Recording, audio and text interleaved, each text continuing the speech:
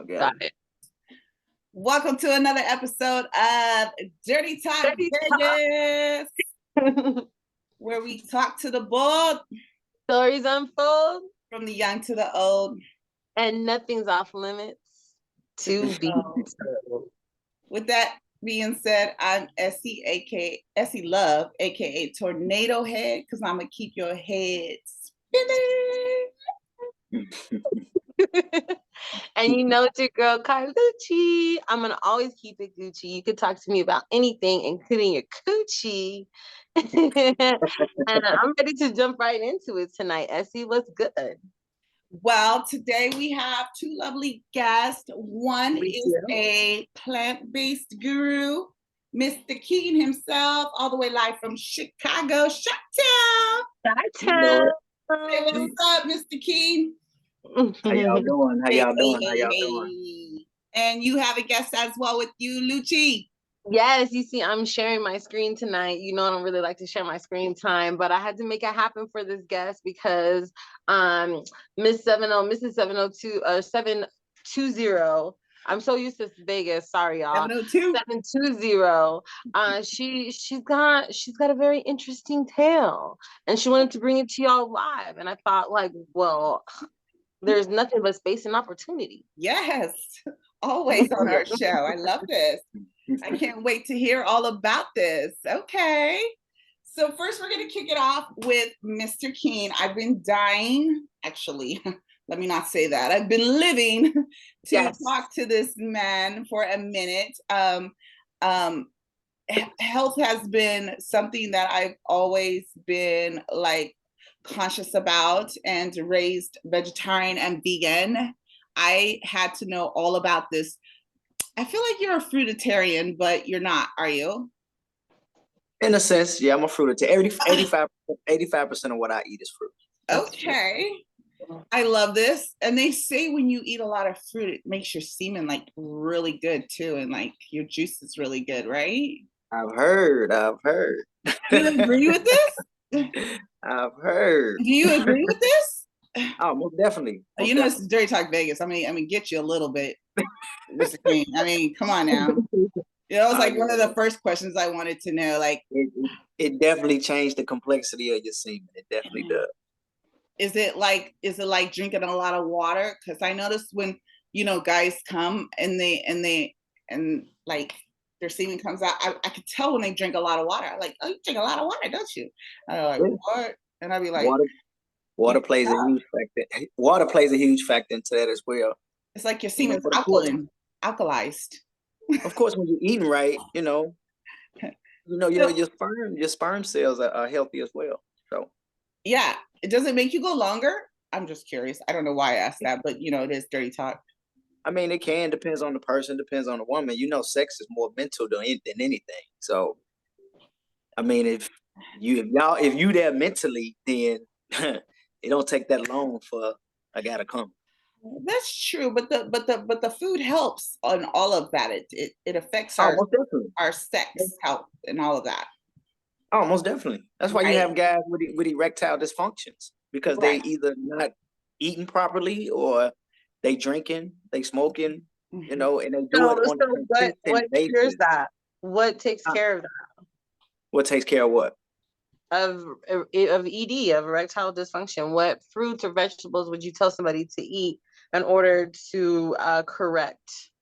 But first and foremost, they need to be eating fruits, because fruits are cleansers. So if you're trying to cleanse or detoxify the body, the best way to do that naturally is with your fruits. Vegetables are rebuilders. Vegetables rebuild the body. Fruits cleanses the body. And that's not just with ED. That's with any disease. Any disease. The fruits are the answers, not the vegetables. It's not the vegetables. Fruits are the answer. Fruit. Now, if you're detoxing too fast, now you eat more vegetables, because vegetables is going to slow down the detox, because it's a rebuilder. You see what I'm saying? Vegetables slow down your healing. It slows down the detox, because fruits are cleansers, vegetables are rebuilders. So when you're eating a lot of fruits and you're trying to detoxify your body, and some people lose weight quicker than others, some don't. Some don't lose a lot of weight at all. And that's when you have to get your thyroid checked out to make sure that your thyroid is balanced and make sure that it's functioning properly, because your thyroid is the gear shift in the body.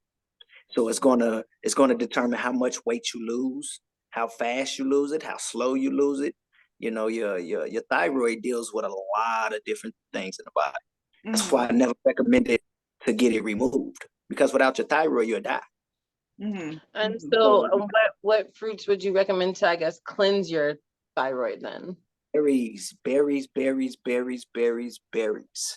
Goji berries, hawthorn berries, blueberries, blackberries, raspberries, cherries, whatever berries that you can think of, eat them. But again, it's not just for your thyroid, it's for everything throughout the body. That's why fruits are very, very vital and very important to the body. But of course, we haven't been taught that. You know, they haven't educated us in that. You know, the only thing people know about fruits is that, oh, it has too much sugar. Those are simple sugar.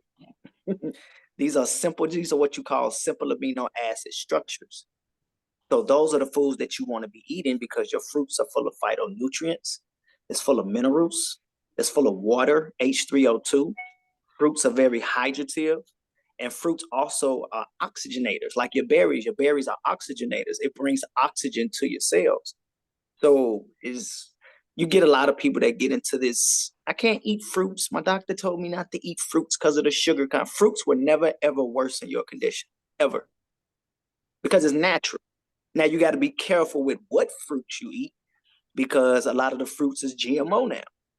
So you got seedless grapes, you got seedless oranges, you got seedless cucumbers, you even got seedless lemons now. I done seen seedless lemons. Who in the hell eats seedless lemons? People who want the convenience. It's just so much that they trying to do with the food, and then that's where Monsanto comes in. You know, a lot of people don't know about Monsanto, but Monsanto they're part of that genetically modified organism plantation. They're the pioneers and leader of the genetically modified Yes, plant. they are. And they're actually banned in a lot of different countries, but they're not banned in the United States. Because the United States is for profit. Yeah, they make money off sick people. And so you believe that, is it that you believe that there's no such thing as a disease? Because you to kick diabetes, correct? Yeah, my father was a diabetic approximately maybe 5 months ago. He was a diabetic. He'd been a diabetic, type 2 diabetic for 2 years. And I'm 37 years old. I'll be 38 in December. And the first time I ever heard my father, not necessarily cry, but he got teary-eyed. He got emotional because he called me over the phone and he told me what the doctors was telling him. And that was his first time ever finding out that he had diabetes. And I say, Pops, just listen to me. All you got to do is just follow my lead. It's nothing to be scary. There's nothing to be scared about. There's nothing to be worried about, because I don't believe in the concept of disease, because disease is just an illusion. It's not real. Your body is in a condition, and conditions can be reversed. Any condition can be reversed, because the body was made to heal itself. So when he told me that, I say, just follow my lead. I got you. And he followed my lead. He did everything I told him to do. And now he diabetic free. Nice. So you weren't diabetic? No. I had Graves' disease when I was 24, 25. And I was on medication. I was on methimazole and propranolol for about 7 years. Now, at that time, I didn't know any better. You know, I'm just doing what the doctor's telling me to do. And I'm constantly going to get refill after refill after refill after refill. Now, mind you, Graves' disease has to do with your thyroid. So it's 2 types. You got hyper and hypo. Hyper is when your body is producing too many hormones. Hypo is when your body doesn't produce enough hormones. So I was hyper. My body was producing too many hormones at one time. And when your body's doing that, you get side effects. You get hand tremors, heart palpitation, you sweat a lot, diarrhea, things of that nature. So I had all of those side effects unless I took the medicine. When I took the medication, my symptoms went away, but my thyroid condition still exists. So just because my symptoms went away doesn't mean that my thyroid went away. So it got me, my thyroid issue went away. So it got to a point where I had to take a radioactive iodine pill, and it comes in a little black tube. And when you take it, you have to be secluded in a room by yourself for 3 days, because now your body is radioactive from the pill. And the crazy part about it, it didn't do shit. I still had my thyroid issue. So I came to my senses, and I'm like, you know what? Let me try this vegan thing. Let me try this shit out. Let me see how it works. Because I was skeptical like everybody else. I'm not doing that vegan shit, that whatever. I was like everybody else. And this was my last resort. So I'm like, well, let me try it. It ain't gonna hurt to try. And I lost a lot of weight because I didn't know what to eat. I didn't know what to cook. I didn't know what to do. I just went straight cold turkey, and I don't expect anyone to ever do that. I tell people to take baby steps. But the only reason I went cold turkey because I was just so thirsty and anxious to do it. But I did it. I survived it. And within 18 months, my doctor took me off all my medication. Nice. So when I educate people and I try to tell people about, you know, the human anatomy, biochemistry, learning and understanding about yourself, your cells, I'm not only telling people these things because of what I read or what I've learned in school and things of that nature. I'm telling people these things because I've experienced it myself.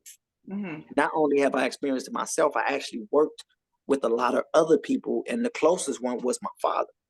So when I seen it work for me and it worked for him, why wouldn't it work for nobody else? You see, so that's when I really, really started to believe and understand that your food is your medicine. And that's all I did was just change my lifestyle. That's it. That's the only thing I did. And that can be hard for a lot of people. A lot of people can't do it. And see, I'm a realist. I'm very realistic, and I just try to get people to be as realistic just as well as I am. I know a lot of people they're not gonna want to do it. So I tell people this. I tell them this. If you don't want to go plant-based, which is something that I highly recommend for anyone to do, but if you don't want to go plant-based, at least detoxify your body. Cleanse it out. If you drink, if you smoke, if you eat bad, get the shit out. That's all you got to do. Cleanse it. And that's the biggest issue with a lot of people. We don't cleanse, we don't detox, we don't fast, we don't do any of those things. All we do is eat. And then over a period of time, those things start to accumulate, starts to build up in the body. Because what your body, that's why elimination is very important. Because what your body don't eliminate, it accumulates. And what your body accumulates is the manifestation of disease. So I try to be realistic and be honest with people, because I know a lot of people don't want to go plant-based. I know it. So if you're going to eat whatever you want to eat, I can't force you to do nothing you don't want to do. But if you're not going to go plant-based, at least cleanse, detox, and fast. So that way, when you eating all that bullshit, you're able to poop it out. You're able to poop it out or pee it out. All of that is a form of waste. So you have to, at least, if you don't do nothing else, detox. The best way to naturally detox naturally is with your fruits. So you have to eat more seeds, healthy food than the bullshit. Papaya seeds. Papayas. Neurotoxin. What's that mean? So aren't you supposed to take the seeds of the papaya as a cleanse? Not out of a papaya. Certain seeds out of certain fruits, like seeds in oranges, those are neurotoxins. Seeds in apples, those are neurotoxins. They're not meant for you to eat them. You can eat the seeds in grapes. You can eat the seeds in what else can you can eat the seeds in you can eat the seeds in watermelon. But I thought it was specifically if you eat the seeds from a papaya, it's like a very powerful cleanse. It's not necessary, because the papaya itself is a cleanse. Now, because it's a melon, your papaya, your honeydew, your watermelon, your cantaloupe, all of those are in the melon family. So anything in the melon family is at least 92% water. H3O2, not H2O. So I mean, it's not necessary. Some people will, some people won't, but I wouldn't do it.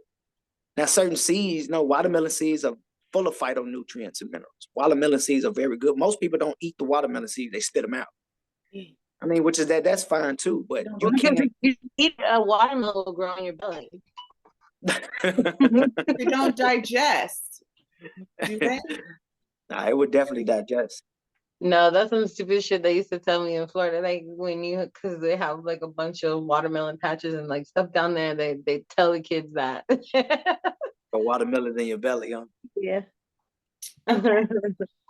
So I've noticed that it's also a lot of the fruits that I don't even like. It's the mango that's the cleansing one, and the papaya, right? Mango's bomb. What you talking about? It's the two fruits I don't like, mango and papaya. I don't know why. You don't like mangoes? I know. What's wrong Who with doesn't like mangoes? me? I love fruit, and the only fruits I don't like are the ones that are like the best for you. It's like papaya. It's like vegetables. Like I love all the vegetables except the ones that are like the best for you. It's the weirdest shit. Like I can taste the nutrients. Like, oh no, not nutrients. It's terrible. I don't know. Okay, so I want to know, why did you decide to dedicate your life to helping others find a better health path? Because of my thyroid issue, my thyroid problem. And I'll be 1,000% honest with you. If I did not have a thyroid issue, I'd probably be eating like everybody else. So yeah. when I experienced that and I went through that and I realized that it worked, and then when my father went through and I realized that it worked, then I just took off from there. It was like, there wasn't no stopping me from there. So, sometimes you have to. My mentor told me, in order to get people to understand you better of what you're trying to educate them on, you have to take on challenges yourself. Mm-hmm. And that's what I did. I took on challenges with myself, for myself. Mm-hmm. And sometimes you got to do that because everybody's body is different. Everybody's body operates differently. Just because something, works fast in my body, it may not work fast in yours. Mm-hmm. Yeah. So I had to work on myself. Mm-hmm. Even before, I ate some pizza about 3 years ago. And the reason why I did that, because my mentor was like, you got to take a challenge on and see what it would do to you. So I ate a pizza. Haven't had dairy in I don't know how long. And when I ate that pizza, it came out. It came out. Sick as a dog. Oh no. And I did that to see how my body would react if I was just out of the blue, just eat a slice of pizza. Yeah. I never do that shit again. But I understand after going so long without eating dairy and then you pick back up on it, that further lets you know that you're not supposed to have it. Right. Because if you eat something that quick and it's ready to come out of your body that fast, you're not supposed to have it. Not only that, I heard food represents sexual desires. Even pizza is represents something for pedophiles. So it's all bad anyways. And hot dogs represent eating a hot yeah, dog. that's food psychology. Food represents the most important part. Why about you think you my hot dogs from Costco though right now? Hold on, back up. What? Every time I go to Costco, I get an all beef hot dog. Yeah, no. I don't eat hot dogs, so every time. Yeah, I don't eat hot dogs. So the hot dogs are bad for you. They're the worst. It's a bunch of meat all bunched up together. Ugh. Beef all the time. You don't even know what you're eating. It could be an eyeball. It could be an asshole. It could be a toenail in there. It's just all mashed together. What the fuck are you doing eating hot dogs? I'm gonna need you to not eat hot dogs. I'm gonna need you to go get some veggie hot dogs. Matter of fact. Oh, do that. They're good. They're delicious. Once you put the mustard and ketchup on it, you ain't even gonna taste the hot dog. Who are you people? Hey, this is 2022, almost 23 now. We don't We need to save the environment anyway. And I pay extra for that environment killing hot dog, all beef hot dog. Boo. I pay extra for it. Moo. Boo. Yeah, moo. And not only that, you're ingesting. Can you help me out, Mr. King? You're ingesting like all those good nitrates, all those good phosphates, all that shit, all of it. Not even that, the emotions that cow went through right before he got slaughtered. Poor cow. Really? Oh my God. Sorry, cow. I'm so sorry for your life. This is the problem I have when I'm trying to talk about these things. And then when you wake up sad and don't even know why you sad, you just wake up and you're like, it's because I took too much Molly. I know exactly why I'm sad when I wake up. I'm sad for no reason. I know exactly why. What are you talking about? Next topic. So have you noticed any like physical changes, Mr. King, to your body since you've like, besides your thyroid and your health, is there been any other physical changes to your body since you started changing your diet? Oh, most definitely. Your mental. Your mental? Yes, like what? Your mental state changes dramatically. I mean, you're thinking clearer. I mean, you coming up with, and this will take time. It's nothing that's just gonna happen. Oh, if I start eating good in 2 days, I must just start thinking clearer. Nah. Everything you guys are saying is like a deterrent. It's like if I start eating vegetables and drinking water instead of having hot dogs and beers, I won't think about hookers and blow anymore. I'll start thinking about fucking world peace or some shit. No, you gotta try to change Carlucci. Leave me alone. Which is true. Which is listen. Come on now. I mean, I've been a vegetarian, vegetarian my whole life, damn near, and I still think about those kind of things. So that's not all. It's just you're going to be more clear when you think about those things. Actually, your outfit tells me you think about it more than a little bit. Okay, but I'm clear when I think about these things. How about that? It definitely boosts your libido. I would tell you that shit. Yeah, that's a problem. I mean, yeah. That's a problem. That ain't a problem. Kim, where you at? It's not a problem for me. No, it's not a problem. It's not a problem. It's not a problem for me. But my hormones are still off. That's what I don't understand. Like, how are my hormones still off when I don't what you mean? Because you don't have no fucking foot long beef in your mouth. That too, but I do eat a lot of sugar. The sugar. Oh, that'll definitely do it, then. That'll definitely do it, because sugar is a neurotoxin, so that'll definitely do it. Mess up your glandular highway. So that means your glands you having problems with either your hypothalamus gland, your pineal gland, your adrenal glands. More than likely, it's probably your adrenal gland. So it starts to mess up your glandular highway. Yeah. And of course, it messes with the nervous system. To make sure my pineal gland stays clear, I just do ayahuasca and burn a lot of sage. I mean, that works too, but everybody doesn't know about that ayahuasca and stuff. So, everybody can't get their hands on it, but you can burn some sage. You can bring that back. All right. Yeah, definitely burn some sage. Okay. Definitely burn some sage.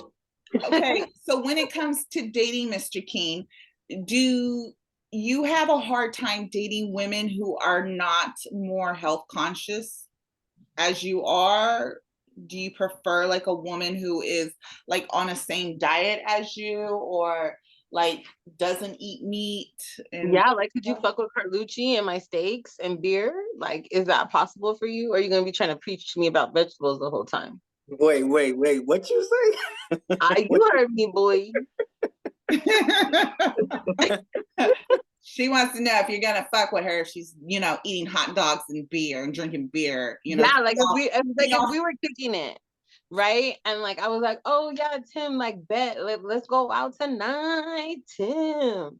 And then you were like, okay, cool. And then like we were out, and I was like, yeah, black and blue steak with some mushrooms and with some extra cheese on the top and a beer. Are you gonna be like, Carlucci, do you know the neurotoxins that you're eating right now?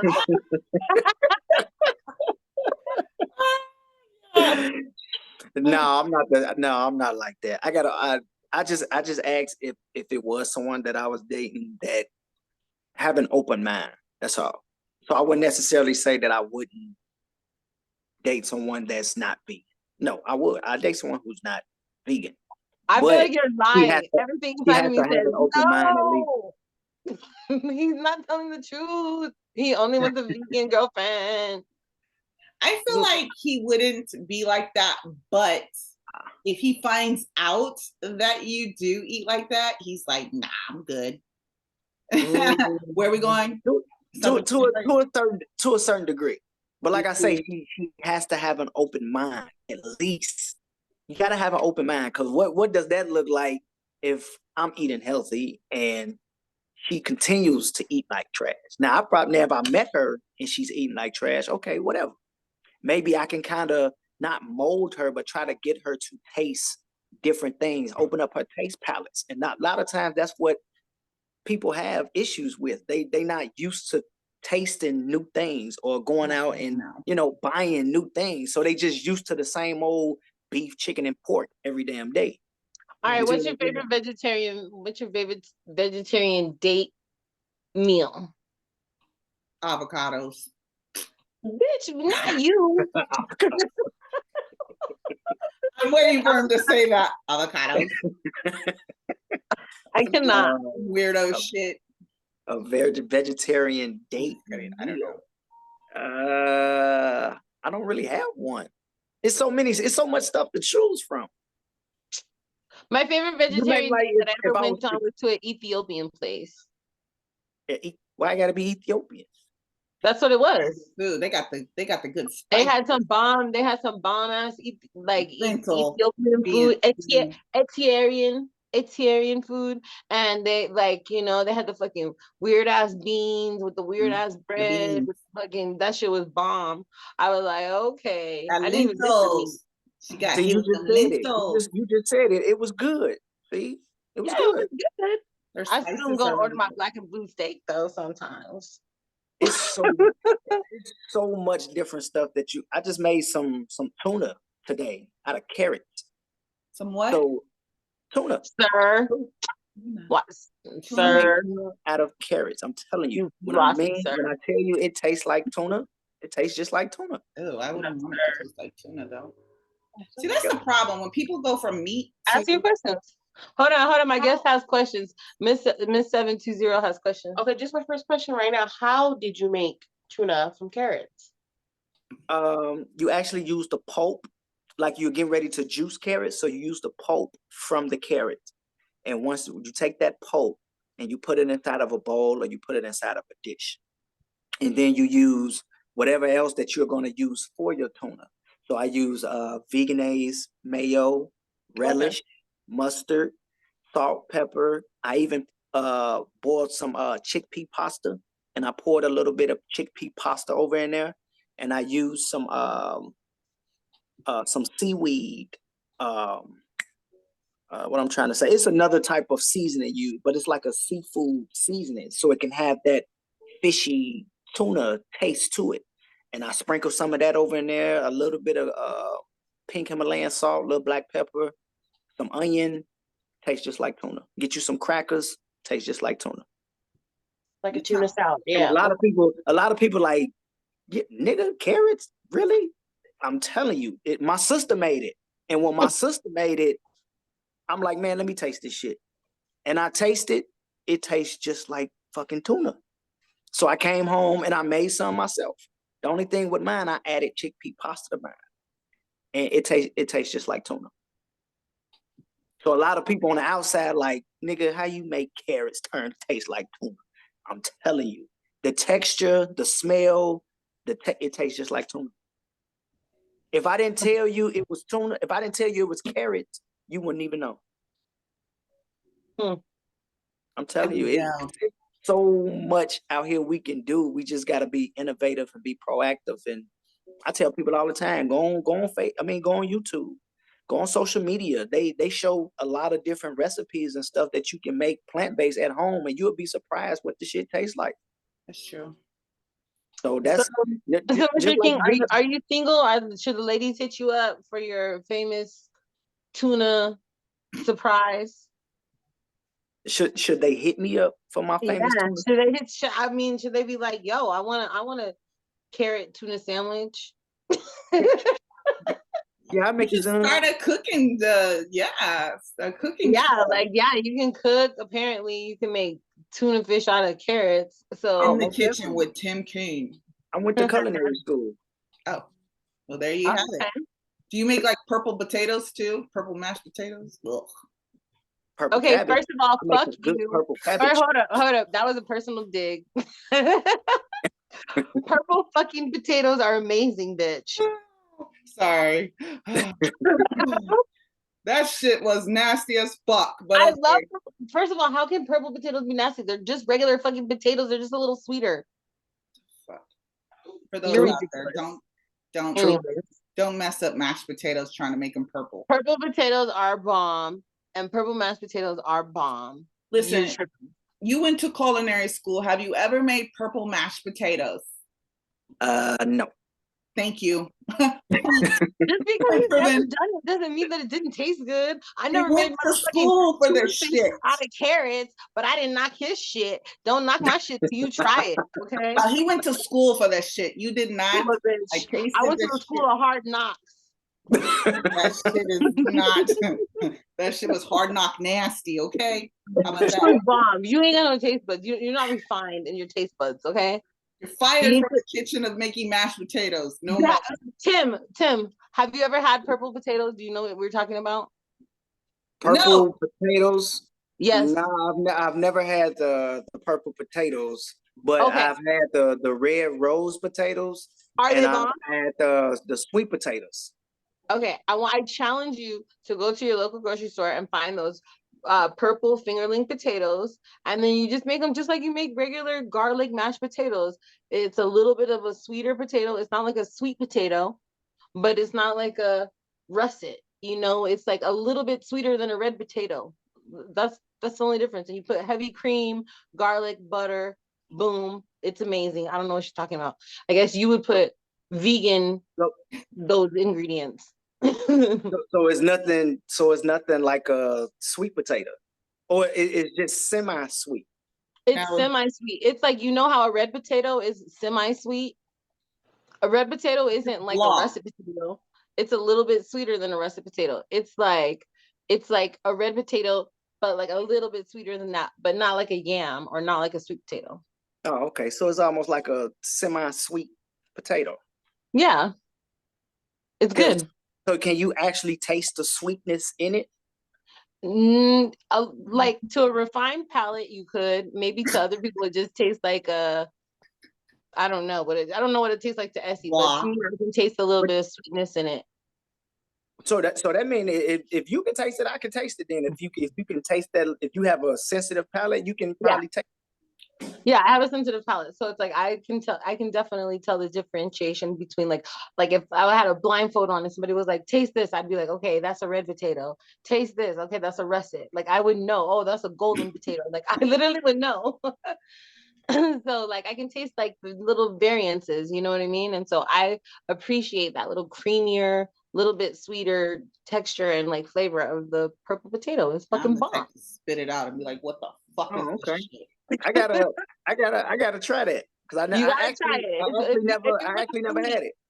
Essie's not a foodie. Essie's like fucking chicken nuggets and fucking chicken nuggets. My ass. I don't eat no goddamn chicken nuggets. Fruit nugget. That's it. That's all this bitch eats. She don't eat nothing, so you can't really like trust her. I mean, I'm gonna try that though. I'm gonna definitely try the purple potato. You say you make it like a regular mashed potato, then, right? Yeah. Just make it like whatever your favorite recipe for mashed potatoes is. I'm gonna make yourself mad. And it'll be like a blue purple color to it too. It's really cool.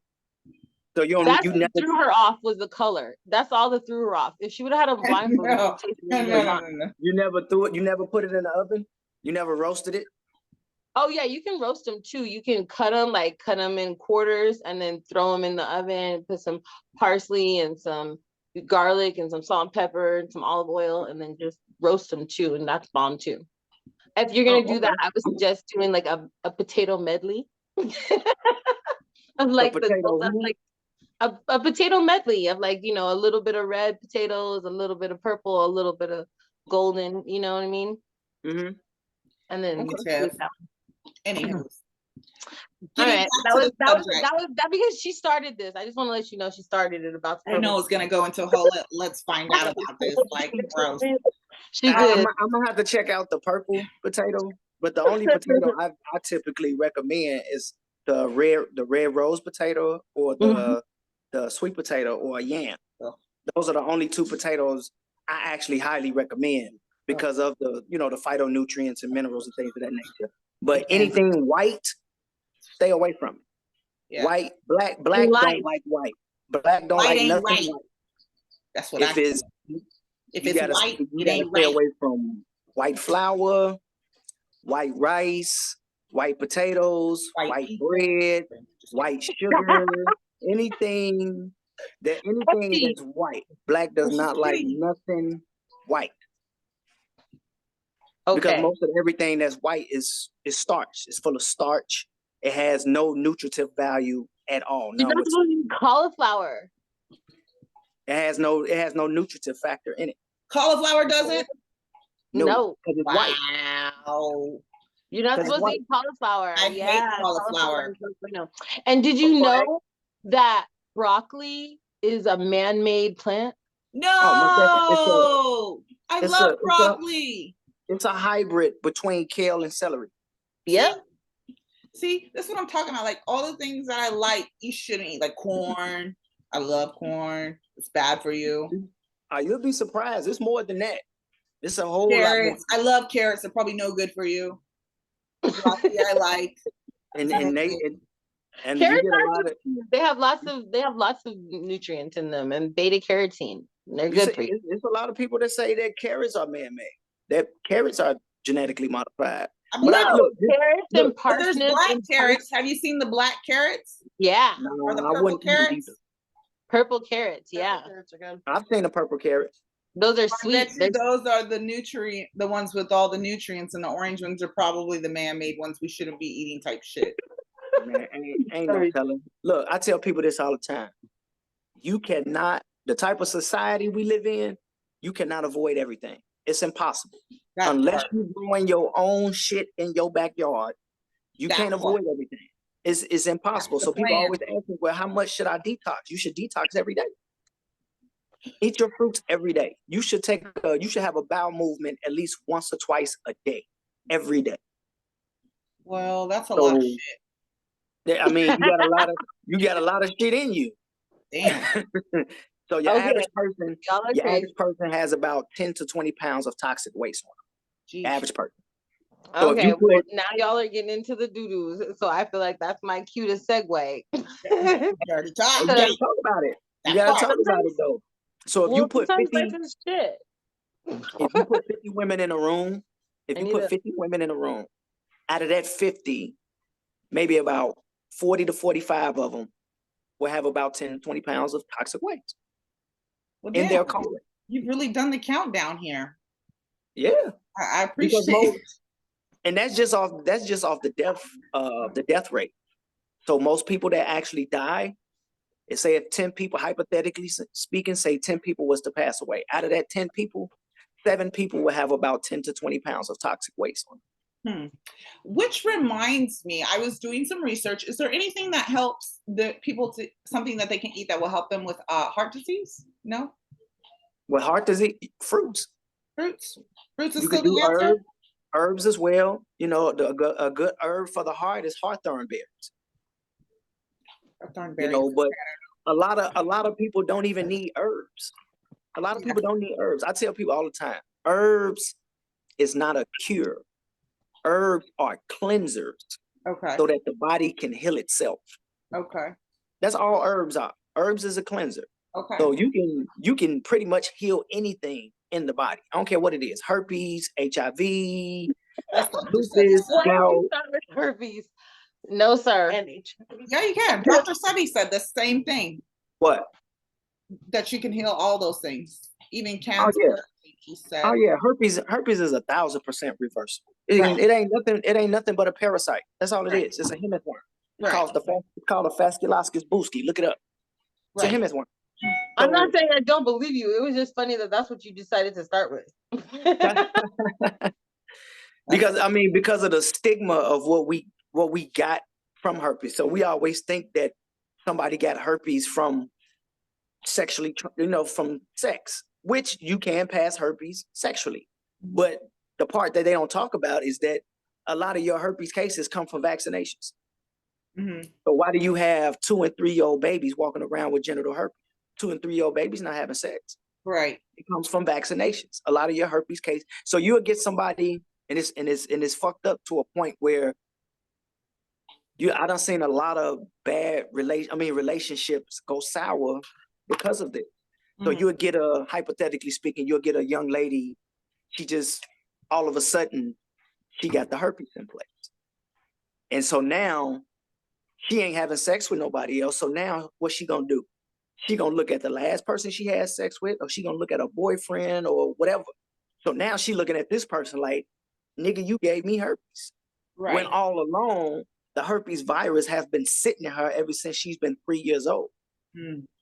And now it's just not revealing itself. So now you got to ask yourself, what made that herpes virus come to the surface? What made it show its ugly face? Your environment. Because, and the reason why I say your environment, because the only thing that gives gene expressions is your environment. Your environment gives off gene expressions. So depending on what you're putting in your body, that's what's going to give the parasite time to give itself away. And when you get those outbreaks, that's just a form of your body trying to heal itself. Anytime the body is detoxing, or anytime the body is trying to heal itself, you're going to always get what? Symptoms. You're going to get a runny nose. You're going to get a fever. You're going to get a sore throat. You're going to get your lymph nodes are going to swell up. You're going to get a glomulation built up in your chest. You're going to get diarrhea. All of these things are forms that the body is trying to heal itself. It's trying to push things out. So to put it more in layman terms, when you get diarrhea, that's a symptom. So if you eat something and your body didn't want it, what is your body going to do? It's going to force you to the bathroom. And it's going to put you on that toilet until all of it comes out. That's your body naturally detoxing. That's your body naturally trying to heal itself from whatever you put in it. It's trying to push it out because it don't want it. That's a symptom. Right. So I say that to say it's the same thing as a cold or flu-like symptoms. A cold and a flu is not a bad thing. I don't know why people think that these things are bad. That's showing you that your body is working. Your body is trying to get rid of things. And then what we do? We go to Walgreens, we go to CVS, we get all this cough syrup, cough medicine, Theraflu, everything that your body is trying to get rid of, you putting it back in your body. That's why you have to let the body naturally heal itself. You got to let that stuff take its course. When you get a fever, let that fever run its course. If that fever doesn't go above 103 for 24 hours, let it run its course. Your body is getting a fever for a reason, because it's trying to burn out disease. That's why the body heats up. You see what I'm saying? But see, they don't teach us these type of things as we're getting older. So we look at a fever as a bad thing. So now we're taking fever-reduced medicine when you don't need a fever-reduced medicine. You just got to let that fever run its course. Let it burn the disease out. Inflammation. Inflammation is isolating the disease. So you'll see people with arthritis in their hands. That's isolation. Your body is naturally trying to isolate the disease so it won't travel to other places in the body. But they don't teach us this type of stuff. Never. I've always taken medicine or drink some tea. I've been told to. I love tea. Herbal teas. I love them. Drink some hot tea and it'll instantly, like when I had got the COVID, I instantly drank some hot tea, and I didn't have it for very long. I think I had it max of 2 or 3 days, and everything came back. I started eating really hot, spicy foods, and everything came right back. So that's I didn't take really any medicine at all that I can recall of. So tea. Yeah, let it. Definitely a good Herbal thing. teas are very good, yo. Your ashwagandha tea, your chamomile tea, your dandelion root tea, your Peppermint. green tea. Just make sure your teas don't have any caffeine in it. Make sure it says caffeine free. Right. That's But right. yeah, herbal teas are very good. I drink them before I go to bed. Hibiscus tea. Oh, okay. Yeah. Nice.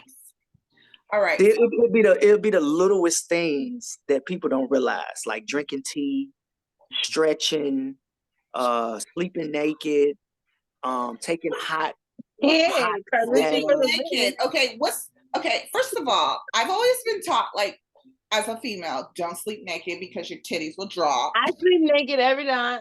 I always Every have a night. bra on, so I don't sleep naked. So No, bro. no, you gotta wear a bra. Your titties No, will you don't. drop if you don't. You Anyway, My shouldn't. titties. this is what I'm I learned 4 as a years old and female. they're doing just Look at it fine. from this standpoint. I need to keep my You- titties in place, so I don't sleep naked. What's with sleeping naked? What does that do for you? Look at it from this standpoint. Your body needs to breathe. You wear clothes all day, every day. Okay, I wear The loose best, clothes. the only time you have time to yourself to circulate that blood flow, to stimulate your libido, to relax. It actually help women and men build self-confidence, because now you naked, whether you in the bed with somebody or not, it boosts your self-esteem, because now you're sleeping naked and there's no one next to you. Or even if it is someone next to you, I'm pretty sure they're not going to complain about you sleeping naked next to them. That becomes a So it helps build your confidence up. But everybody wear clothes all day, every day. This is the time for you not to wear anything. So you want to come out of them clothes. You know what I'm saying? Them titties. You want the motherfucker. You want Let that 'em breathe. blood flow to go throughout the body. No. You see what I'm saying? Yes. You want to have that blood flow. It's very good for blood circulation, because you wear clothes all day, every day, 24 hours a day. You got on clothes. You put clothes on to go to work.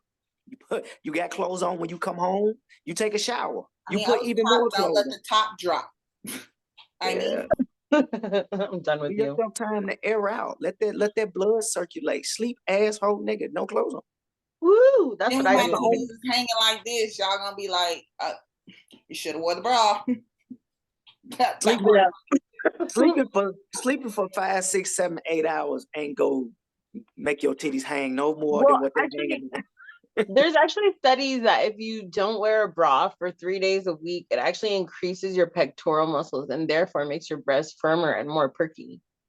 It actually will. It actually will. So for 3 days a week, I be free balling and everybody gets to see the whole swing. You should. I don't know I about do. all that. A lot of women should. They should be more acceptable to not wearing. I mean, especially if you're around the house. If you're around the house, take all that shit off. That's the time for you to let your hair. Just kidding. That's the time for you to, let your hair down. Let your hair down. Take the bra off. Take the panties off, and just let everything just start flowing normally. Just let it all hang out, as they say. There's nothing wrong with it. All right. Well, I definitely like that philosophy because Yes. Carlucci is an advocate of sleeping naked. I definitely think that we should take that advice. You guys are crazy. I've had fun learning about the different vegan things and different ways that we can increase our health through eating better. Yeah. But now I want to get into the juicy. I want to get into the juicy. Okay, so now you have all of this knowledge. You're all like, healthy and like living long. So then the next logical thing is you need a partner, right? So where do you find your partner, Tim? Do you look online? Do you go to like bars? Do you go to clubs? Do you go to like vegan conventions? What do you do? What the hell is a vegan convention? I don't fucking know. I was hoping you'd tell Vegan me. festivals. You guys all get around and pull out your cucumbers? I don't fucking know. You Your eggplants. I actually don't do none of that.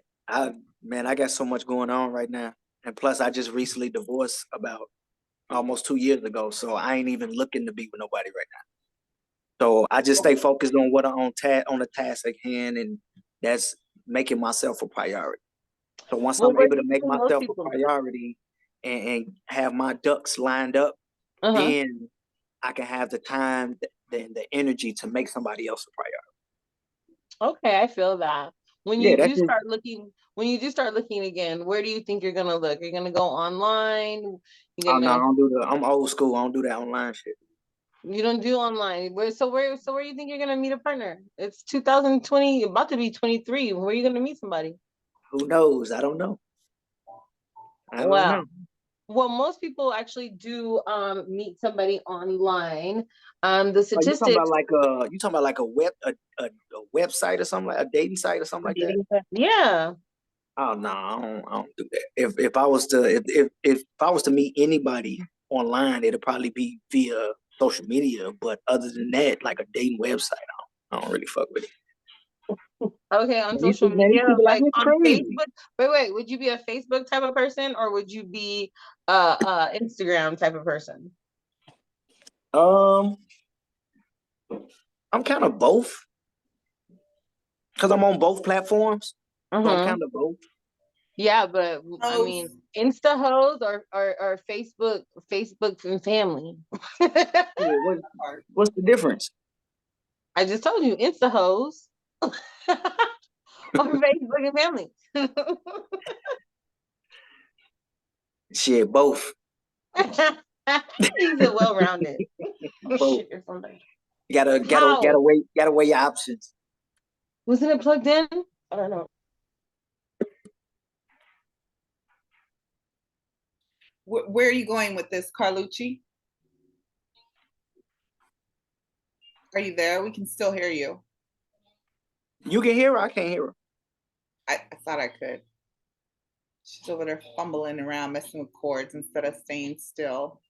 So where can they find you at, Tim, if they want to find you on social media? Because you will, have people want to follow the fruitarian guru here. You're like the first person I've met that has been, first person I've met that's been into fruit like you are. Oh yeah, it's a must. It works. It definitely works. But if anyone want to reach me, you can definitely reach me on Facebook, Tim King 1427, or you can meet me on Instagram. Instagram is Tim King. No, Instagram is 1427. Okay. And Facebook, I forget what's my Facebook account. My Facebook is just Tim King. Yeah. Look, I'm not a social media person. I've never really been. I just got on Facebook maybe. I ain't even been on Facebook a full year yet. Mm-hmm. So I just got on Facebook. I've been on Instagram for about 2 years, but Facebook, I ain't even been on it a full year yet. So I don't even know how to That's fully. amazing. You have a lot of followers on Facebook already, so that's amazing. I haven't even been on there a year yet. That's like I said, that's amazing. You have a lot of followers. So if anybody wants to follow him and follow his recipes, your food tips, you're always giving good medical advice. I'm always looking to see what you have posted, to see what's new. And I'm always pretty impressed. As you know, like I grew up that way. So it's just like, you're just going over the stuff that I kind of already know, but then I just like, it's a constant reminder for me, like, oh, yeah, get back on it, stay on it. So I appreciate everything that you put out there. I don't know what happened to Carlucci. We'll have to connect with her another time, but I do appreciate you coming on the show and giving us, your advice and all of your, information. So we'll have to do this another I love time. it. I love it.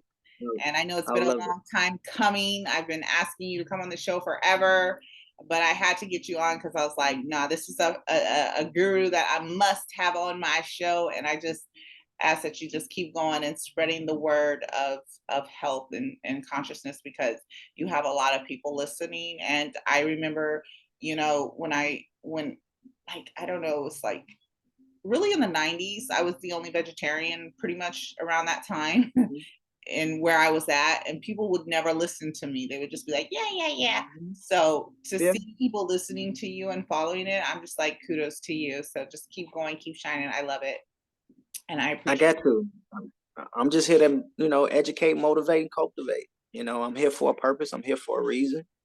You know, and again, some people, you know, just need that. They need that reminder. They need that extra motivation. You know, and that's just what I'm here to do, to give you the motivation to break things down and make it make sense. You got to make stuff make sense, because you get a lot of people on social media, they just be talking, or, you know, they like to Google everything, and then they go on Google and then they come back and try to preach it to people when they ain't really did no real homework.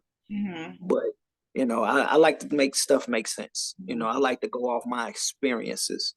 And I always tell people all the time, I would never tell a person to eat something or to drink something or to take something, and I've never eat it. I have not ate it, drink it, or take it. So anytime I tell you to eat something or take something, trust me, I have ate it or I have drank it. So that's all. Educate, motivate, and cultivate. You know, bring together. You know, so. All right. Well, thank you for being a guest on Dirty Talk Vegas. Any final words to the people? Love y'all.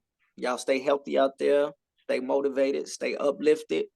You know, and trust me, there's always somebody out there looking and watching over y'all, even if it's not who you may think it may be. But even if it's not God, somebody looking over you, praying for you, you know, and just stay a course. That's all you can do. Love the shirt too. Love your shirt or my shirt? Love your shirt? Your shirt, not my shirt. Thank you. I want to thank all of the subscribers. You guys are getting this first and foremost before that goes out to the public. So thank you for being a subscriber of Dirty Talk Vegas. And thank you for tuning in once again, where we talk to both stories unfold. Till next time, always safe sex and paychecks. We will try to get Carlucci on the line one more time before we go, but I'm at this time going to let Team King go. And it was, again, great talking to him. Again, you can find him on Instagram and Facebook. Thanks, Tim. We'll see you later. Take care. Be safe. Thank you. Adios. Take care. Hey. Hey, Essie. What's up? I'm so glad you got me back on the line. That was amazing talking to Tim King.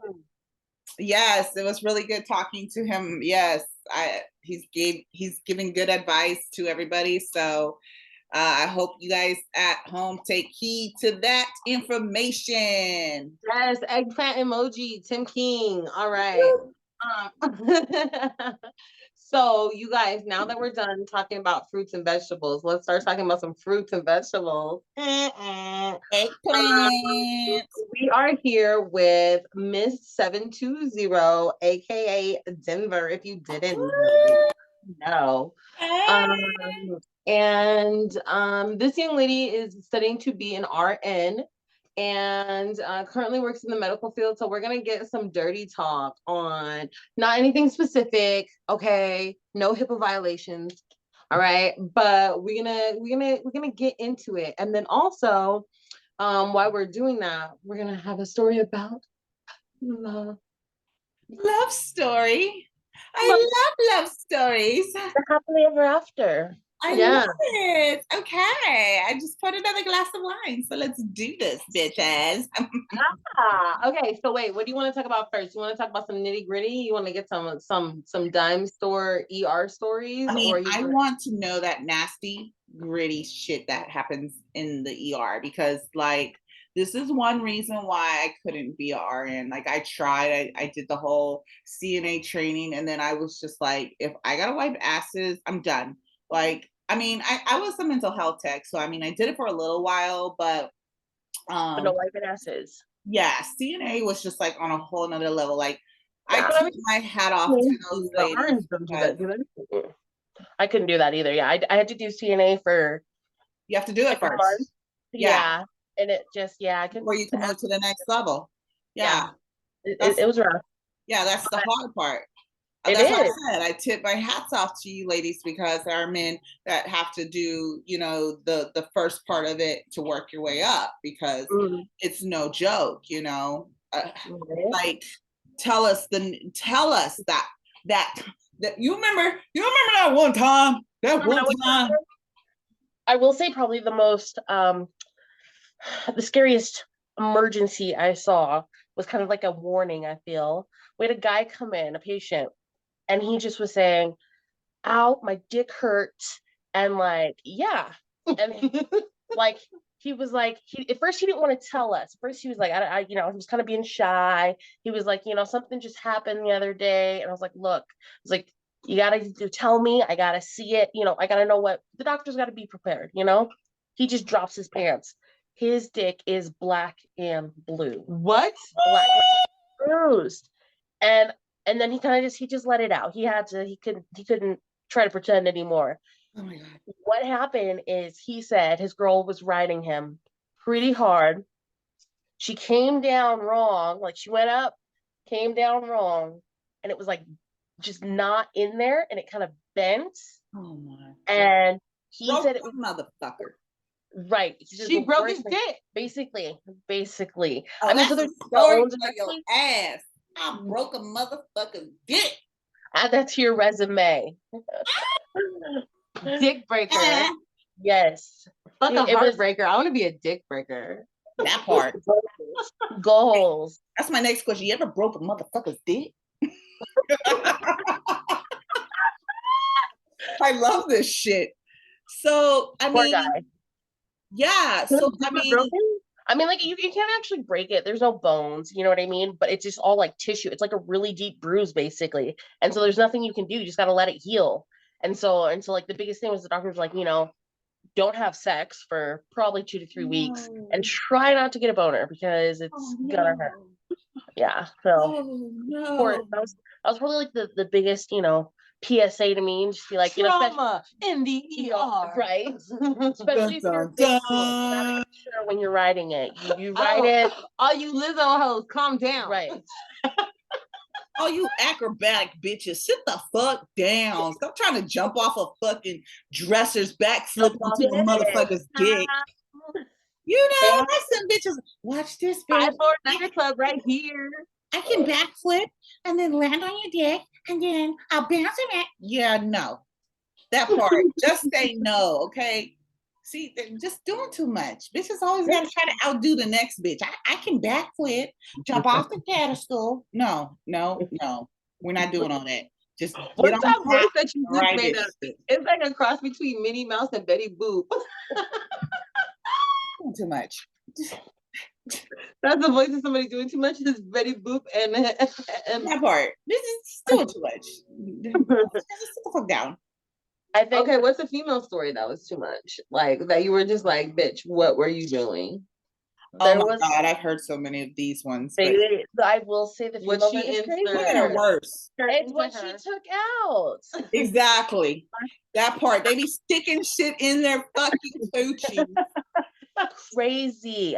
This girl. So she came in, she was like a new patient. She was like, I haven't been to the doctor in years. I was like, okay, cool, whatever. You know, some people were just like that.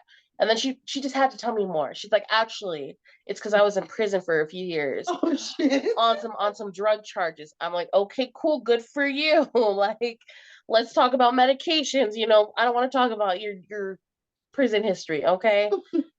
She's had to let me know more. She said she new black bitch, right? That's the thing now. She had to tell me that she used to have an IUD. Have you ever had an IUD in? Yeah. IUD? Yeah. Yes. That Mirena is good. It'd be blocking all the babies. Ooh, was that a lot? Look, I was on it for so long. They was like, bitch, if you don't get off this shit. I was like, Carlucci's trying to have all the babies though. Your baby's gonna come out holding that shit if you don't take it. They were just like, it's unhealthy at this point. You can't be on it any longer. It kind of hurt my feelings. I was like, but why? Why? Yeah, they're like, it's been in too long, bitch. You're maxed over 5 years. Like, take it out. I was like, no. But go ahead. I understand. They was like, no more. Yeah. I'm not happy about it because it's not fun putting it in, but go ahead. That's true. this bitch, she let me know that while she was in prison, she had an IUD in, and she was in prison, and it expired. Like the 5 years. You got to get it out. Instead of like waiting till she got out of prison or like asking the infirmary in the prison to take it out, she snatched it out. Just like up in there, pulled it out. Yes. Yeah. For all your listeners who don't know, like it is like inside uterus. No. And it's not like it's not like a tampon. No. In you. No. To even get to it, you gotta be like face deep. It's just elbows deep in there. It's Girl. That hurt me hearing it. Like, shit. Maybe she just had a really big pussy hole. And I mean, I guess if you're in a female correctional facility, like you get pregnant, I mean, unless you fucking the guards, but what? Damn. No. That's a because it hurts when they take it out. A big old hole. She had to have tore some shit. She probably did. She probably took the whole damn uterus. I don't know, but she. Well, she wasn't planning on having kids, so I guess no harm, no foul. Well, I guess. Yeah, those were probably the two scariest stories I've heard, and oh my god, rethink things in my life. So, yeah, I can't. Yeah, I just can't. The people. Oh my god. Yeah, because when they took it out of me, I was like mad. That shit hurt. Like I was like, okay, y'all ain't doing that again. Like y'all didn't tell me about that part. Like why the fuck it hurt so much coming out? After 5 years, you forget how bad it hurt going in. You're just like, you do, and you enjoy just that freedom of just nothing, and then yes. I went over the 5 years. It's really it can actually last 10 years. That's what I'm saying. I went over the time limit because you really can, but you're not supposed to, of course. I don't recommend it. I did not say do that by all means. It's not. I think so. I can go for 20 years without removing my eyes. It's like playing Russian roulette every time. Listen, I'm that chick. If they tell you it's 2 weeks, I'm pushing a month. Like, I'm just that person. But yeah, don't be that person, because it's bad, but I'm always pushing the limits. That's the problem with me. So, but yeah, I was mad about it. It's so I can imagine because it folds out like that. It's like a T. Yeah, it's like a T. Yeah. Yeah. Yeah, so to rip that out, like she had to have ripped something because I felt like they ripped something when they took it out the proper way. So I was like, oh yeah, okay, that's bad. That's bad. But yeah. Any couple stories? Any animal stories? Any gerbils that you heard? Any no, I'm waiting for someone to come in with a gerbil in their ass. So. Animal stories, I don't even want to know because it's Nevada. Oh, you're in a different city, huh? We're here in San Diego right now, but okay, that's right. I'm thinking Nevada. We have, people can marry an animal out here, so it's anything can go down out here. So I mean, I can only imagine what horror stories the ERs have here. They don't call it Sin City because we're all wearing white robes. Mm-hmm. They don't call it Sin City because y'all are out there wearing white robes. Yeah. So I mean, I'm sure the except for the Spa of Caesars. Shout out to the Spa of Caesars. Anytime you guys want to sponsor me for a day, I'd be more than happy to give you a great review. Ching. Alrighty then. So okay, we have a love story. Yes. So out of all the trauma at the ER, a love story burgeoned and blossomed in the moon. In the ER? No, not in the ER. Wait a minute. Okay. How recent was this? Because I have a theory about fall and cuffing seasons. Okay, wait. First we have to say you're a nurse, so you're very busy. So you are a busy professional, and as far as I know, let's just set this up for y'all. Mrs. 720 wasn't having time to like be out at bars and like, be on those scene and like, trying to act cute in the gym or nothing. She's over here trying to save lives. And when she's not trying to save lives, she got thick thighs that save lives. So she was like, well, how am I put these two things together? She jumped online. She jumped online, right? You jumped Yeah, I online. did. I was, I was in like this weird place. Like I had been through my sugar daddy phase, and I was like ready to go back to dating again. And it was like, where do I start? Like, I'm still in my 20s, but I don't feel like the other basic bitches in my 20s. Like, I don't want to meet some dude at a club, and I don't want to even meet a dude at a bar. Like, I don't know. He could look good at the night, in that dim, dive bar light. But then the next day, find out he wasn't the one. So I don't know. I was like, what do I do? What do I do? And so I tried online dating for a while. And it's like, there's so many sites these days, so many sites. It was like so hard. Like I thought you were gonna say so many psychos. Okay, go ahead. That too. Horror story, real quick, before we talk about the love story. Horror story. Oh my god. Dun, dun, dun. The worst online date ever. I met this guy online. He seemed nice, he seemed cute, whatever. And he's like, hey, like, let's go out. There's this 24-hour breakfast place. It's like, it's really good. I live by there. Come meet me there. I was like, cool. You know what? Let's do that. Let's meet there. I meet him there. He's already there at the table waiting. First off, I should have known. I should have backtracked as soon as I entered, because he had so he was like already like mid-30s, but like had like wore like an oversized ripped t-shirt, like a size, it was like 3 sizes too big, and it had holes, like not purposeful holes, but like hobo holes. And he was wearing some basketball shorts. Oh, that's always that's the red no. I tried to move past it. Code ethic flag right there. That should have been. When you have on basketball shorts, it's a wrap, sir. It should have been the holy shirt. No, the holy shirt. I could have, but I was like, you know what? I'm not gonna be shallow. I'm gonna. He ripped it on the way over here. And I just never seen it. Maybe it's too pop culture for me. He caught in the door as he was coming into the bar. Bad idea. I sit down with this guy and we start talking. He's okay. He's all right. But he lets me know real quick that, first of all, he lives in his dad's basement. Oh, shit. Oh, God. Invites me back to his dad's basement. We haven't even ordered food yet. Like, it's been like 5 minutes. Invites me back to his dad's basement. Can I like your cooter cat Pretty much. Basement? And because he's like so excited to show me his like desktop computer that he has in the basement of his dad's house. And I was like, this dude's either psycho or sick or just wrong. Just wrong. It gets worse though. Though. We order food, and like while we're waiting for the food to come, I was like, you know what? Like, let me just push through this. Like, maybe I'm missing something. We're waiting for the food to come. He whips out his dick under the table. Shut the front door. Wants me to look at it. Wants me to touch it under the table. Oh, Even worse. It had some bumps on it. It had bumps on it. Yes. Did you touch it? No, the fuck I didn't touch it.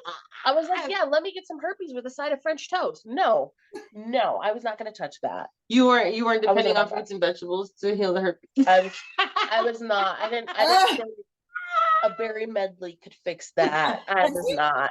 Try to clown his ass too. Like, why the fuck you pull this shit out? Your fucking dick is ugly. Like, what the fuck are you doing? It was small too. Oh, damn. It was small and bumpy and nasty. I won't talk about the size. No. Like, why the fuck you pull that out? What did you want me to do with this? Because it wasn't going to happen. Yeah. That was definitely the worst. And after that, I was like, you know what? Excuse me. I'm going to go to the bathroom real quick. I ran so fast out of there. No. But that was on the journey to true love, because then came through an unexpected. Wait, what site was it? No. I want your guesses first. If you had to guess, what site would you say it was? Okay, Tinder. Okay. Tinder, you said? Neither. Hinge. Do you have another guess? I mean, what else is there? Plenty of fish. There are so many sites. No, it was actually Facebook dating. What?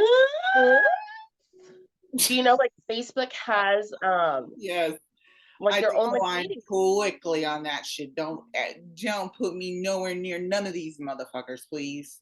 Yeah, I tried it for like 5 seconds and I was like, Loserville.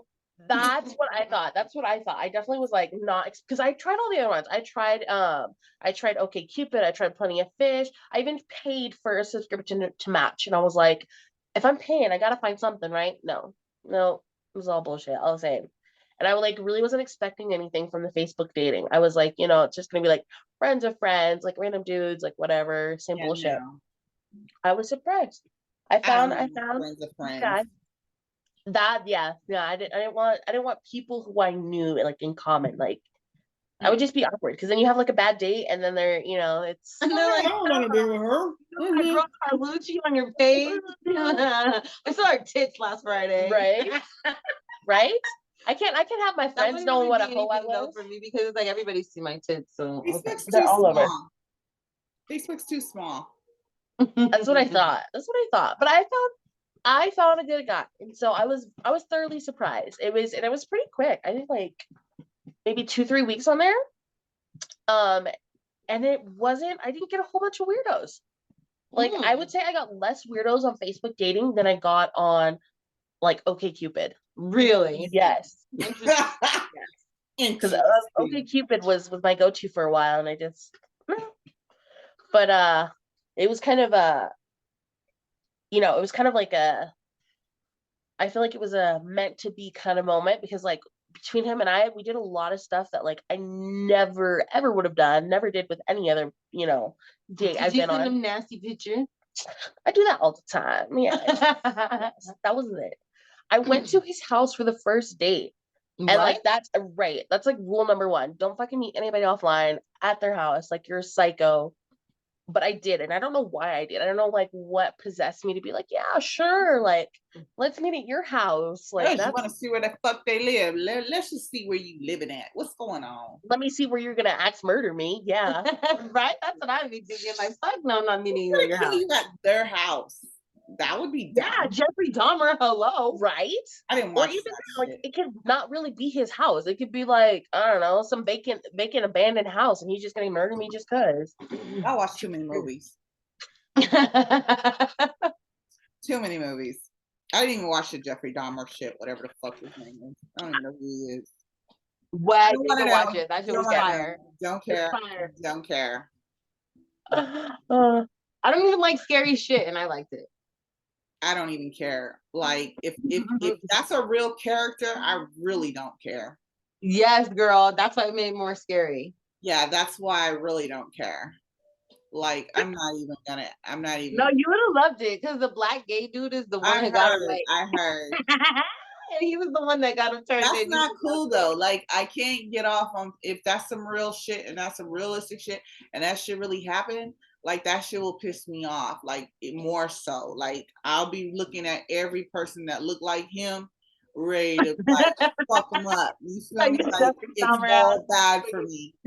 Ritz ass Ritz. Yeah. That's my new thing. I don't call him that. I say and with the kind of work I do, it's just not a good thing because I might, do the wrong thing, move wrong, and I just got to be very careful. So I just can't influence my mind in that manner. You can't let your Ritz be salty. Yeah. You can't have that outlook because that will mess my brain up. But anyways, continue. I don't know about true crime. I like it.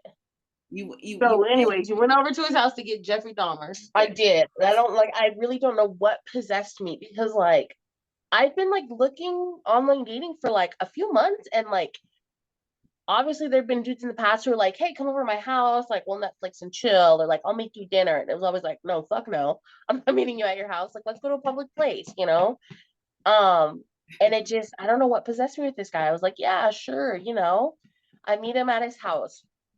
And his kids are there, and that was even like, whoa. And, right? How old are the kids? They were older. They were like 6 and 12, 13. So they were like little, not babies, but still, it was like, I don't know about that. We go into his room. We're like talking. He shows me like, all the cool like video game stuff he has. Like he has like the classic, I know, and I almost was turned off, but it was like his classic, like 80s video games, like he was like, look at this collection, and like I think the fact that there was dust on the machine, I was like, all right, he's not like he ain't about sitting here all day. Okay. I can deal with Little that. dust. All right. Right. I can deal with that. Right. I like how you pay attention to the details. A little dust. Yeah, you got to. That's important. That's how And then I don't know what happened. We sat down, we started talking.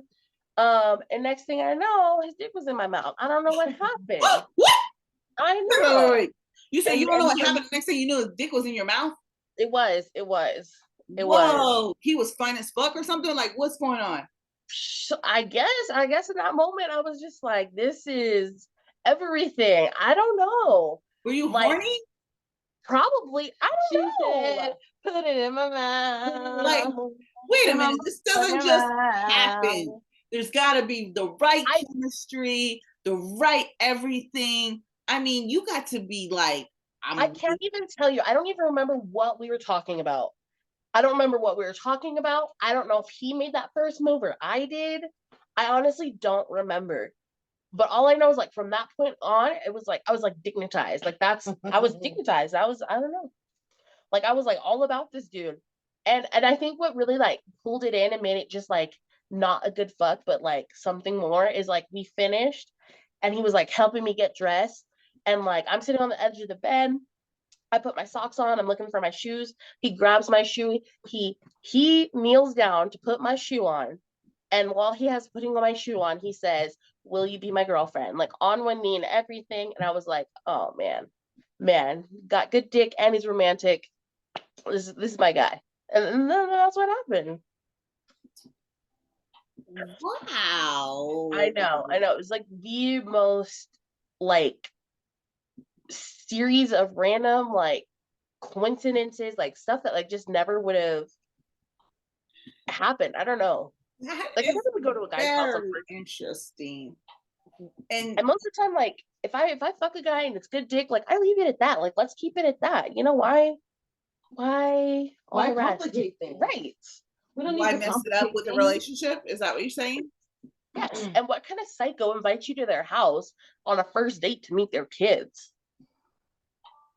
And you never talked to him on the phone? We had talked like for 2 days before that. I literally like messaged him 2 days before that. But text message or talk? Both. We did some Snapchat like video calls and we texted. So did you see his dick beforehand? No. And so how long were the conversations? Usually about like 30 minutes. Not too long. I know. So interesting. It is. And that is very, very, very, very rare. Like not the fact that they invited you to, not the fact that he invited you to his house, because that's not rare. Men will do that. Oh yeah. Even if they have kids, they'll do that. Oh my gosh. But the moving that fast and being certain, and the fact that you guys have chemistry, and you guys are both happy about this. Yeah, because normally it's like one-sided. Normally it's like if somebody's moving that fast, it's the other person's way. Yeah, it's one or the other way. Somebody's not moving that fast. And you're feeling all the dynamics. Like yeah. It was like a series of coincidences. I don't know. But it was like the right time, the right person. But and I do have to say, beware, it is cuddle season. True. And I have theories during cuddle season. These men do move fast during cuddle season. I tell all my sisters, beware of these men, because they just love to be cuddled during cuddle season. And then when springtime comes, they want to start acting funny again. But the plus size of it is, but she's already had a 4-season event with this one, because dun, dun, dun, there's more to the love story. Okay. I mean, after that, it just moved fast. I mean, after that, I moved into his house like 3 weeks later. Whoa, I know. What? Yes. Damn. Yes. It was just like right.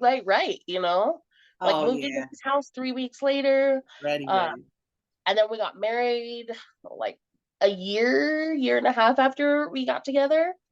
And yeah, it just moves. We got a new house like a year later, and just all is well, you know. It's just and you're free to be you. There's no yeah.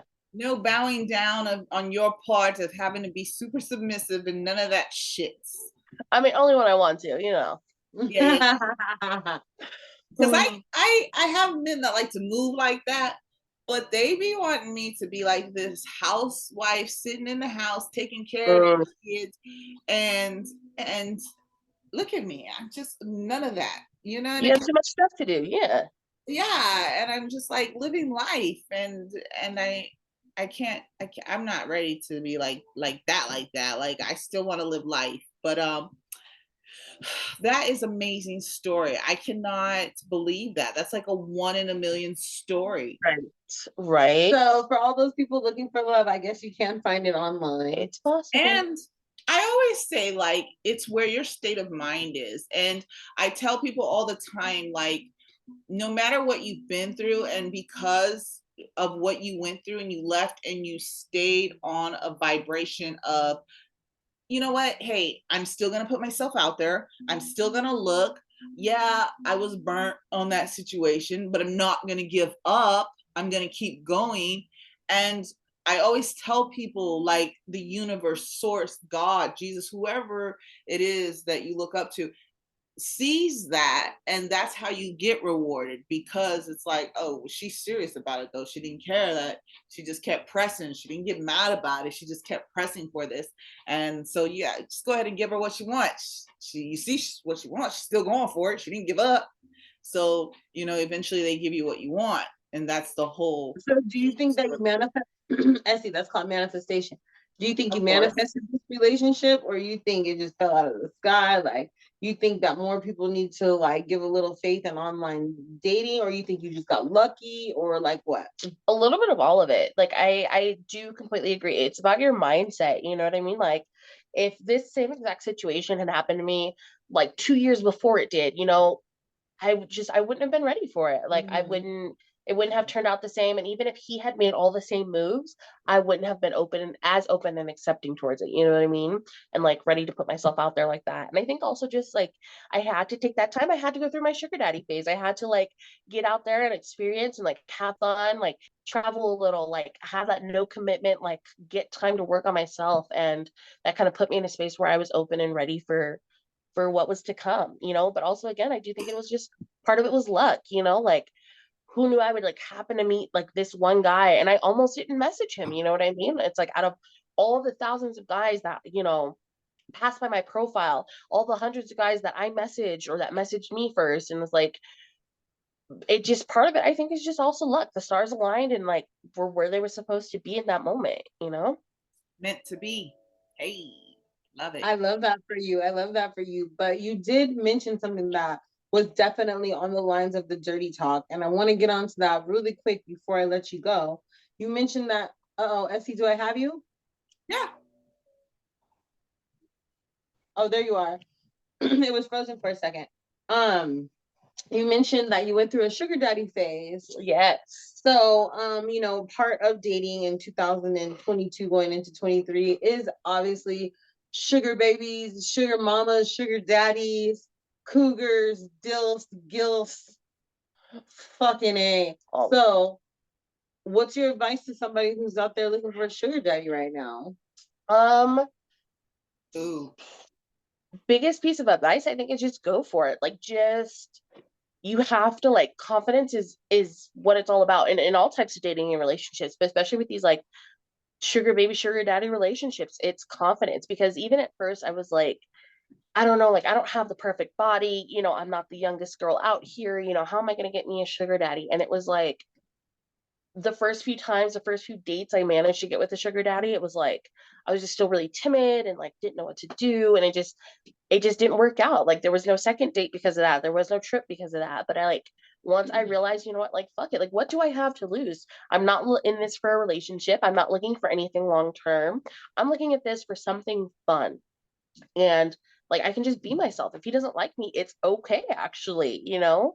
And once I got that like confidence and that kind of just like fuck it attitude, like it was a lot better. I wound up having like, you know, a couple of like long-term kind of consistent sugar daddies that would like come into town like every couple of months, and like, you know, we would go on a trip up to the mountains, or we would go, you know, just stay the night at a nice hotel. And then there was also the ones that were just like, you know, every week, like he just got his paycheck and he's like, you know what, like, you know, I'm bored. Let's go go to this nice restaurant, like, you know, this hidden exclusive restaurant. And they'd be like, yeah, why not? You know, but I think that's just the number one thing is confidence. You know, you gotta like, that's one thing that's gonna set you apart from all these other women, all these other girls out there, is like, you have to be like, just confident and like ready to just go with it, take the jump, and like say yes to the trip, say yes to the adventure, even if it's something you're like, I don't know about that. Like, just go for it, you know?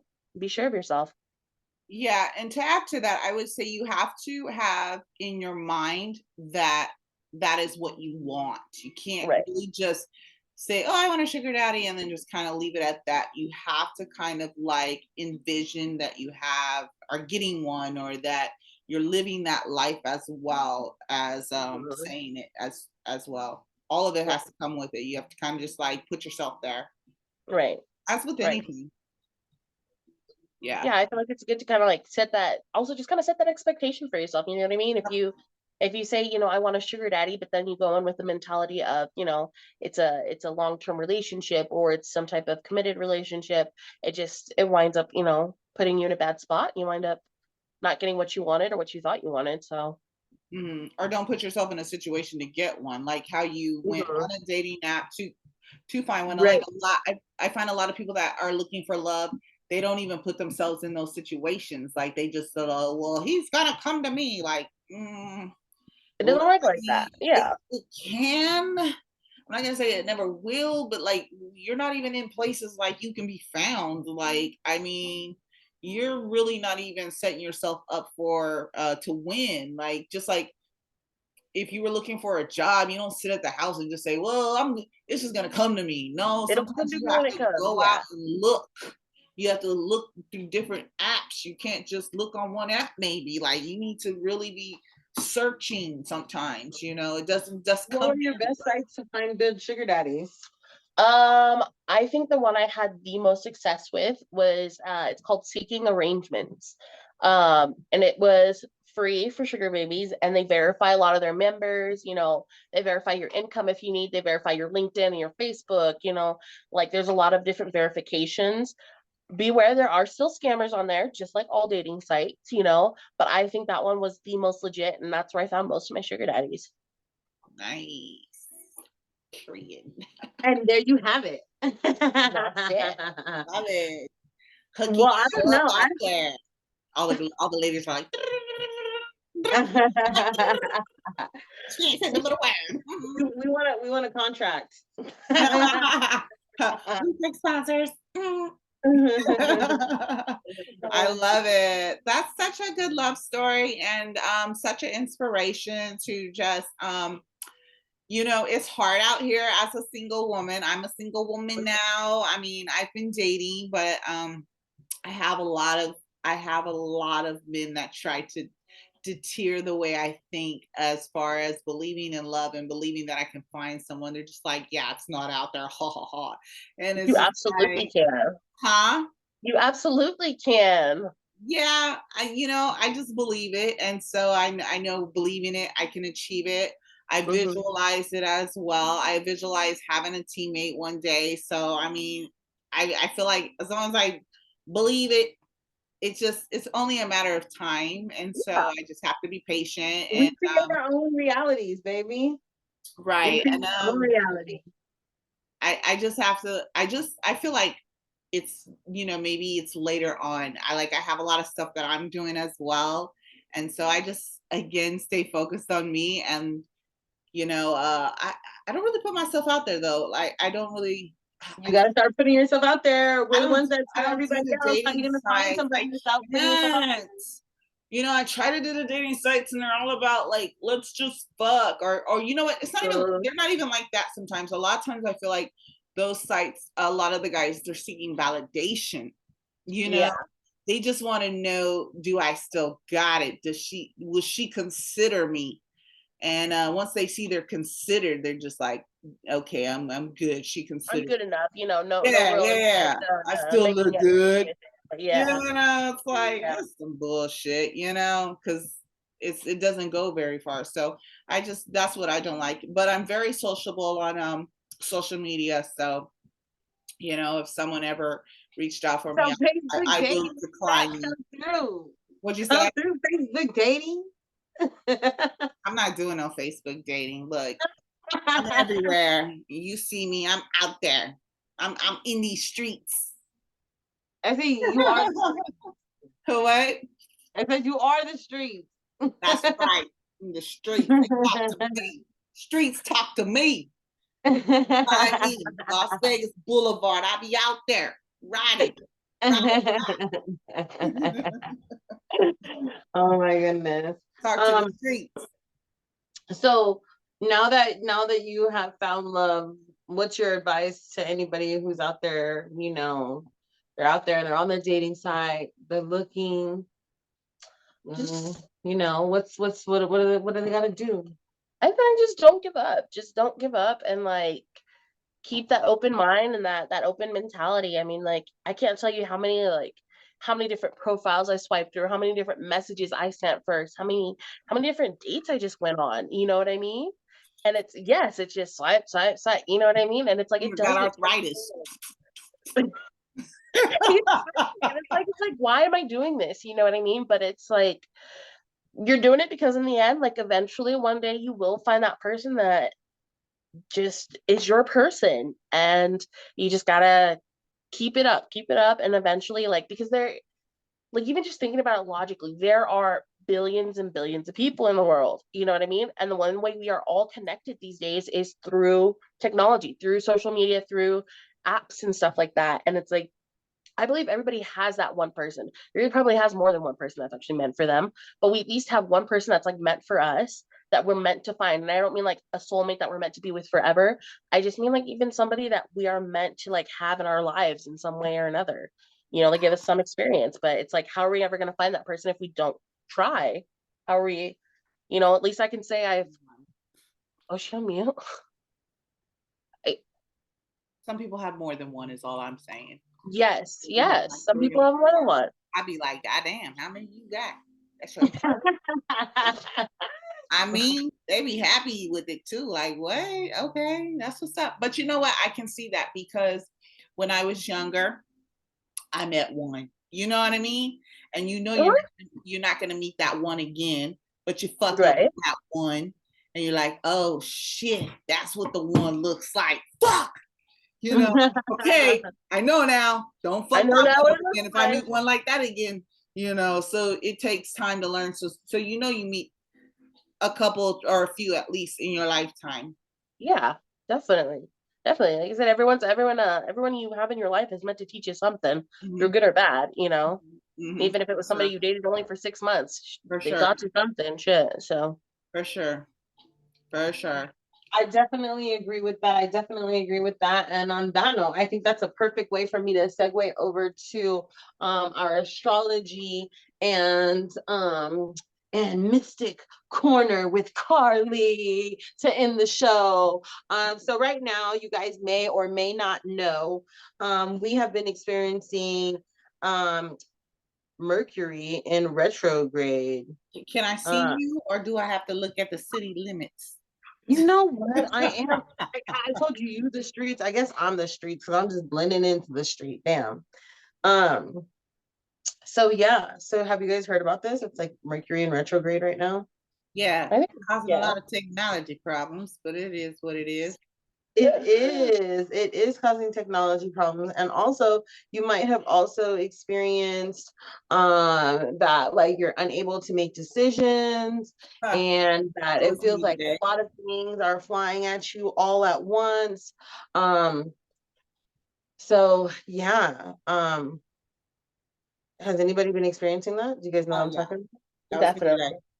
Yeah, a lot of things just coming all at you all at once. Well, I was trying to make a decision. Couldn't make it. I was gonna buy a jacuzzi and I didn't. And then I was like, I'll be back. Yeah. No, but that's probably good because you're not supposed to make decisions during Mercury retrograde. So So you're not. no, you're not. So this year is actually a really funky year for everybody who's been experiencing that like weird fog and like shit's just coming at you from a million miles per hour and you don't know what's going on and it's like just like WTF universe. So yeah, so this year has 4 Mercury retrogrades. Okay. One per quarter, basically. Yeah. So the first one ran from January 14th through February 3rd, and then the second one from May 10th through June 3rd. Then the one that we were just most recently in was September 9th through October 2nd. So we just recently come out of it and we are skating on past that. So if you have felt like everything just Chicken Little has been going on, it's not you. It was Mercury retrograde. You can blame it on retrograde. It makes you feel better. Yeah, I mean, it definitely makes me feel better. It's the cyclical oh no of the universe, right? And it basically can make you feel like out of control and like I said, that everything's coming at you from all kinds of different directions. The most important thing to recognize about any retrograde time span or whatever is that A, this too shall pass, and B, try to dig in deep to that situation and try to find some healing in that Mercury retrograde. Why are these problems presenting themselves? And not necessarily solving it right then, because we know that we shouldn't make decisions until it ends, but definitely taking that introspective look inside and being like, what is this problem creating a challenge for me and how can I overcome it so that the next time that retrograde comes around, you won't be looking at that same old ugly beast. You heard? All right. Yeah. Don't sign any contracts, basically. I know that. Yep. Make but sure it's over now. Right now it's all good luck. Yes. Anything you want is possible right now. Whatever you put forth in motion shall prosper. Yes. Yes, because it's the opening up of the vortex. That's actually what the retrograde represents, is the opening up of the vortex of the universe. And that's the reason why all those things feel like they're all coming at you all at once, and like the sky is falling and like everything that's bad can happen all at once, the proverbial oh no. It's because the universe is trying to challenge you to rise above it and try to put the positive things out there into the universe, so that when retrograde ends, then you can super bloom. You feel me? Spread that love, baby. That's right, kittens. So all positivity and love. Yes, I think that's a great way to end my show. In this show, what do we always say at the end of our show, Essie? Safe sex and I